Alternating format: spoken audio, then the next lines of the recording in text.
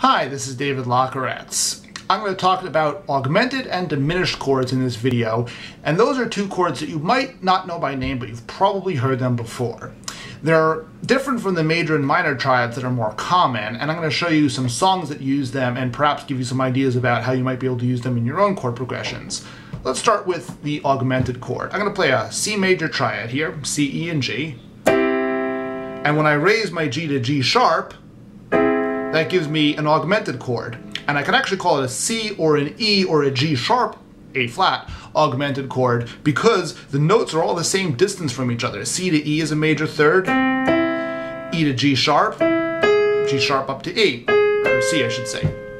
So there's your augmented. One of my old music teachers once nicknamed it the soap opera chord because it sounds like the type of thing you might hear in a soap opera soundtrack right before it cuts to the commercial. But sweetheart, I was in Houston that weekend. So let's look at a few songs that actually use this. The first one I'm going to play is the Beatles classic, Oh Darling. Take it away, Paul. There's your augmented right at the beginning. And so forth. Another good example is the old pop standard, Hooked on a Feeling, which sounds a little something like this. There's your augmented. So forth. So you can hear how it moves from one chord to the other. The last augmented song I'm going to play is the song that I believe probably has more augmented chords per minute than any other known to man, which is Because by the Dave Clark 5.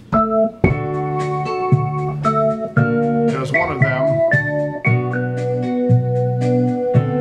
And so forth. You get the idea. So those are a few songs that use the augmented chord. Now let's talk a little bit about the diminished. I'm going to start with a minor triad this time, A minor, A, C, and E. And then I'm going to lower my E to E flat, and it kind of has that tense quality as well for the same reason, except now instead of being a major third apart, they're only a minor third apart. A to C, C to E flat, and then you can even go E flat up to G flat, and then G flat up to A, and you have a diminished seventh chord. Diminished triads and diminished seventh chords sound pretty similar to each other.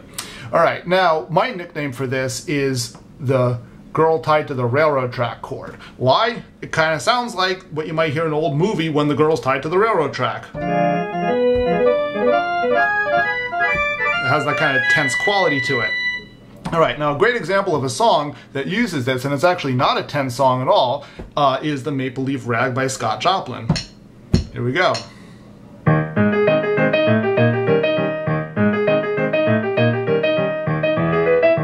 Here's the diminished.